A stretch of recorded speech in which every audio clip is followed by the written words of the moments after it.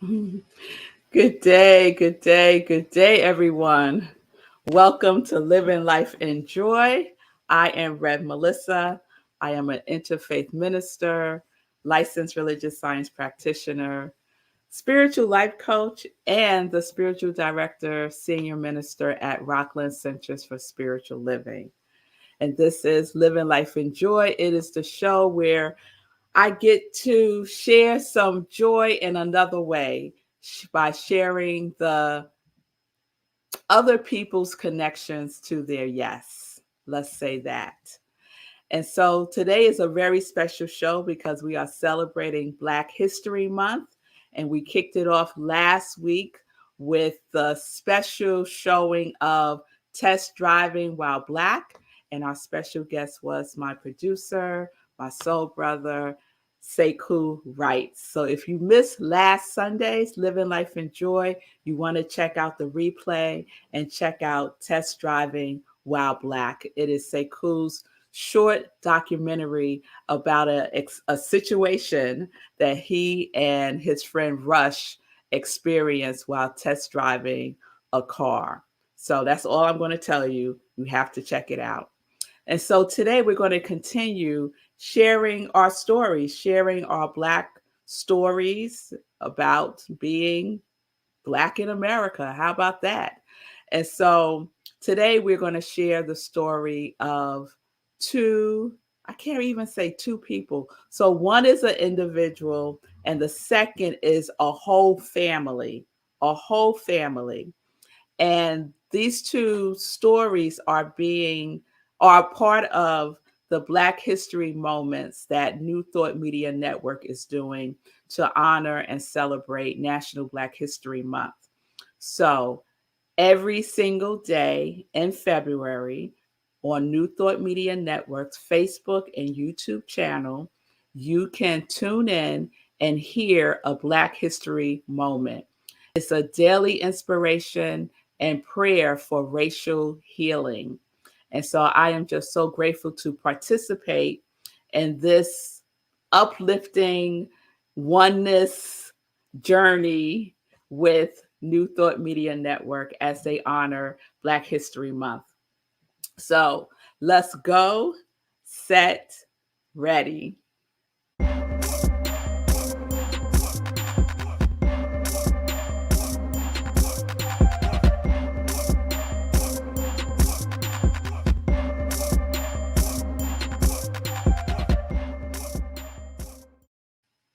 Okay, so the first person that I am so excited to introduce or maybe reintroduce to folks, because I had no idea about this man and his fabulousness in the world.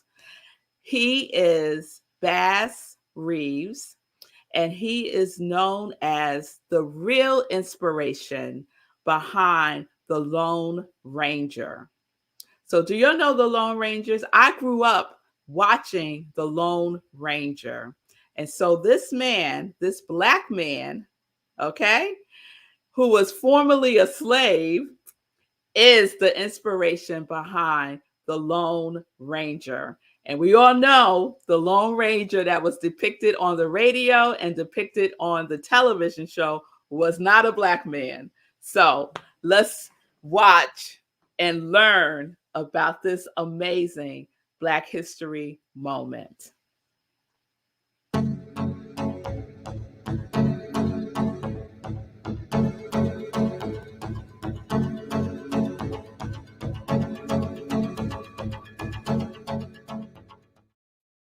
Good day. I am Rev Melissa, Spiritual Director at Rockland Centers for Spiritual Living. Welcome to New Thought Media Network's Black History Moment. Did you know that the Lone Ranger was a Black man? Yes, his name was Bass Reeves. In 1838, nearly a century before the Lone Ranger was introduced to the public, Bass Reeves was born into slavery in the Arkansas household of William S. Reeves, who relocated to Paris, Texas in 1846. It was in Texas during the Civil War that William made Bass accompany his son George to fight the Confederacy.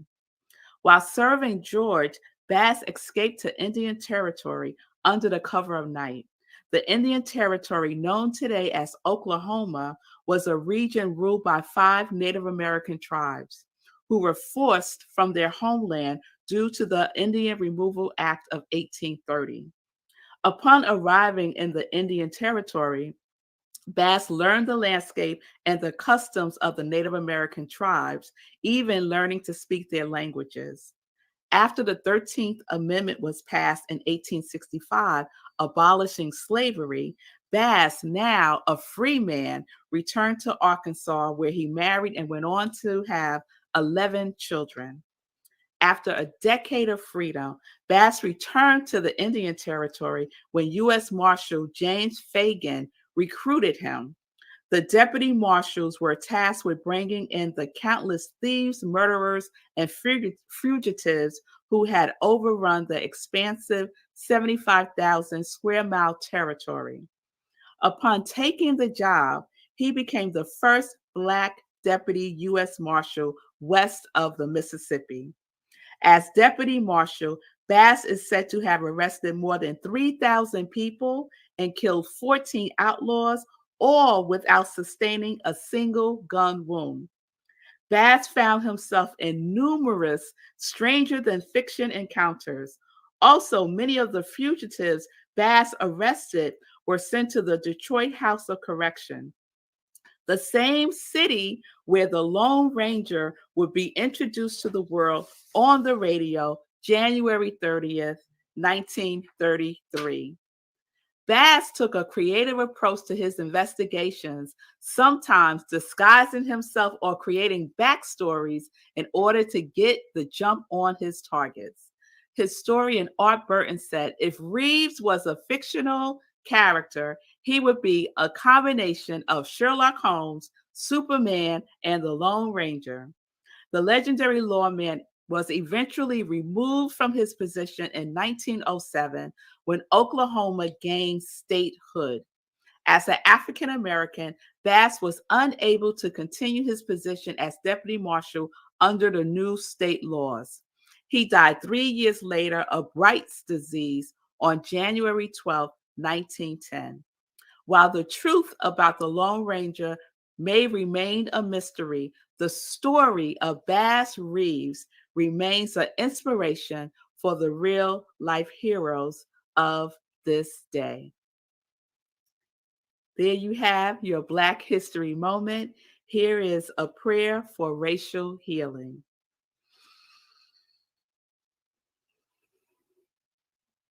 Today's treatment to end racism. As so we know and rely on the love God has for us all. God is love. Whoever lives in love lives in God, and God in them. The highest name for God is love. I put my attention on all that all-embracing love now, and I am lifted in love. With the love of God firmly established in my mind, heart, and actions, I speak this word of power now. God as me is a vortex of love. This love ripples out from me to ignite the experience of love in others now. And that love, no prejudice, hatred, or discrimination can exist. Those things have no eternal foundation and must melt away in the heat of divine love. More and more people are called into the wave of divine love now, creating a tsunami of cooperation and the end of all kinds of oppression. I am grateful, love wins, and so it is. Peace and blessings.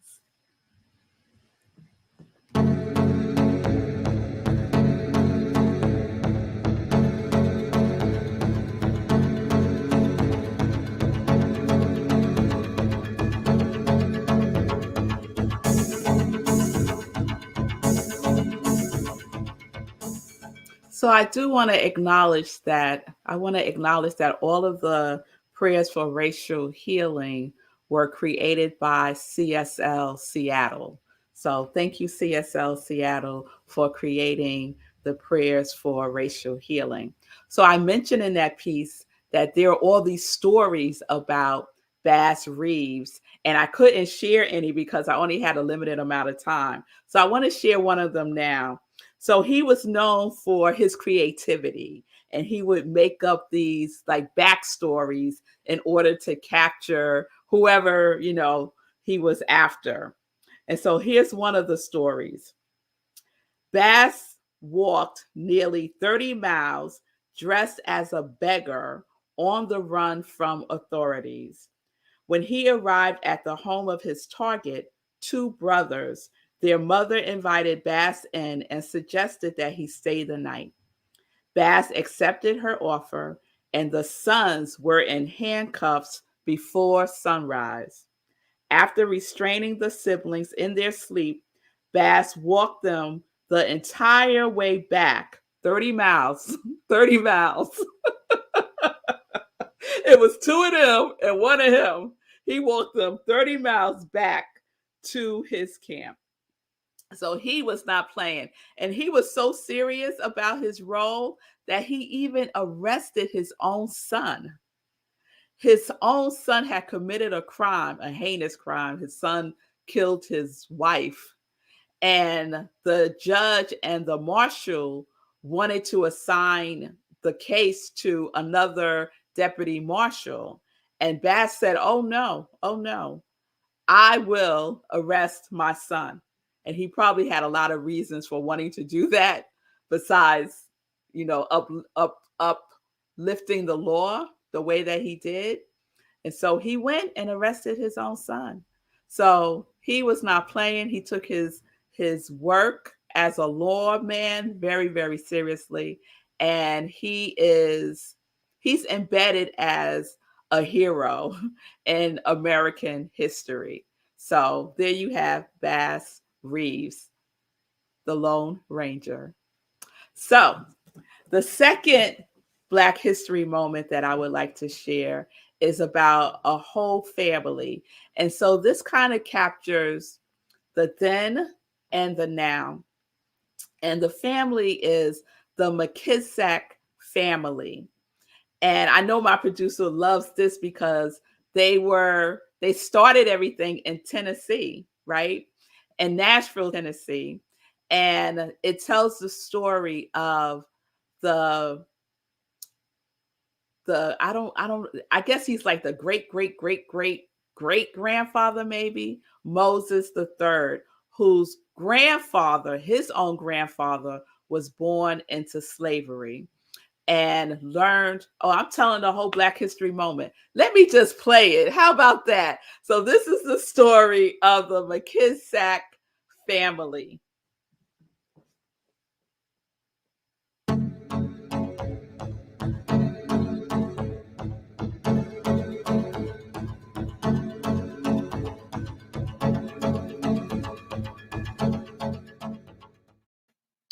Good day. I am Rev Melissa, Spiritual Director and Senior Minister at Rockland Centers for Spiritual Living in New York.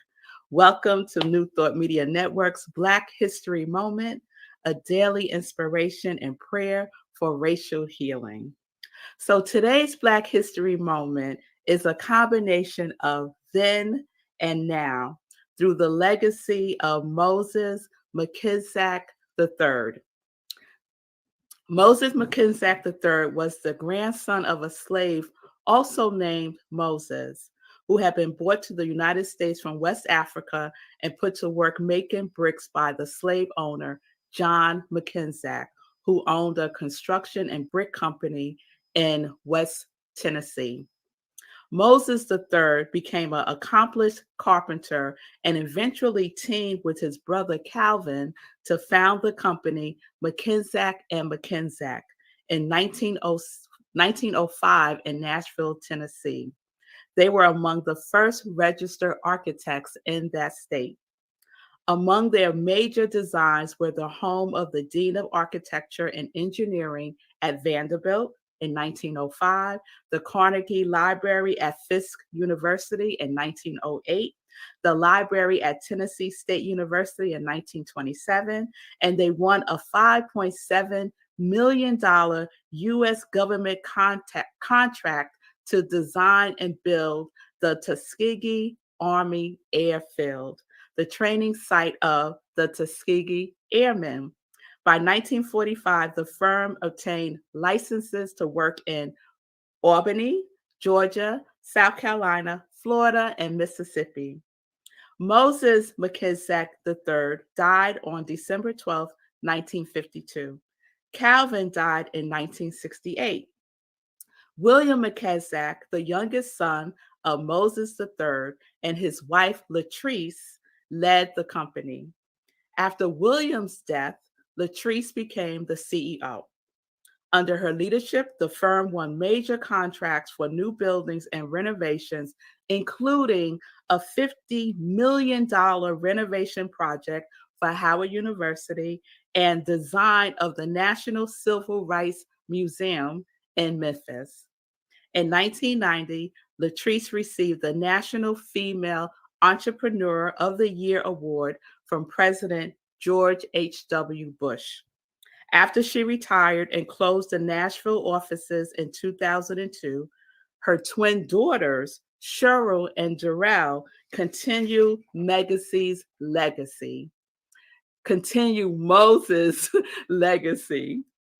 Daryl McKissick opened McKissick and McKissick in Washington, D.C., and expanded to Baltimore, Chicago, Dallas, Texas, Los Angeles, Miami, and Atlanta.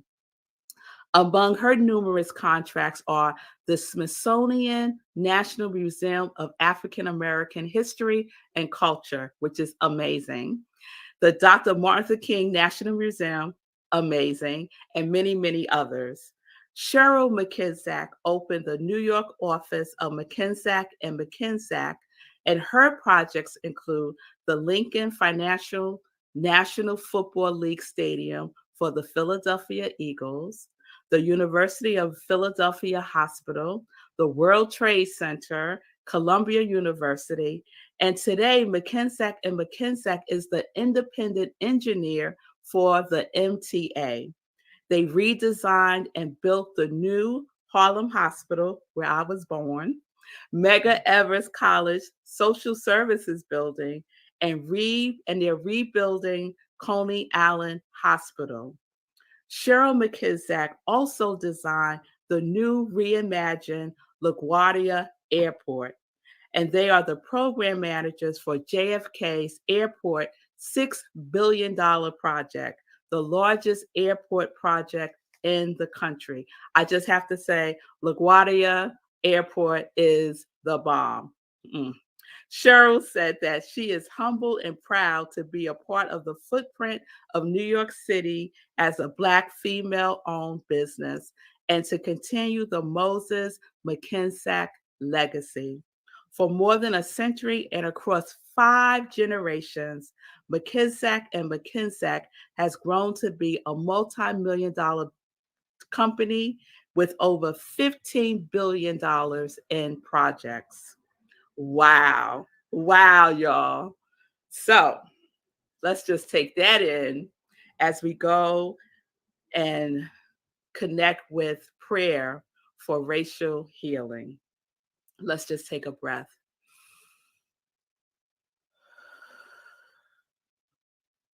I sing my prayer of joy. There is one life. This life is God.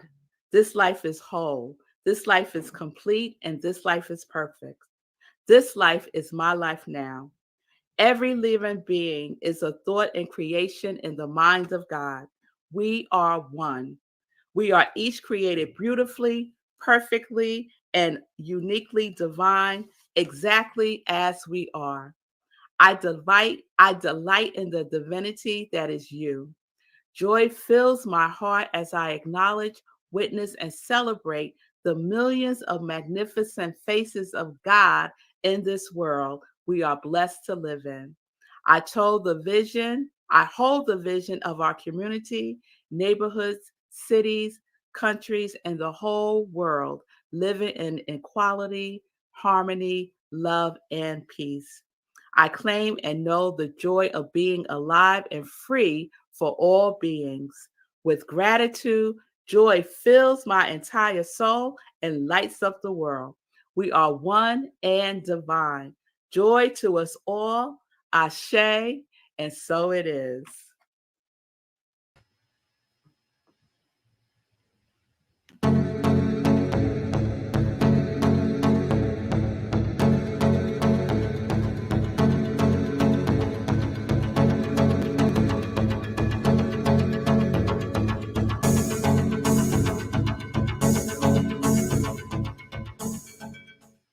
So I also want to share something that one of the sisters said. So they were twins, Cheryl and Daryl.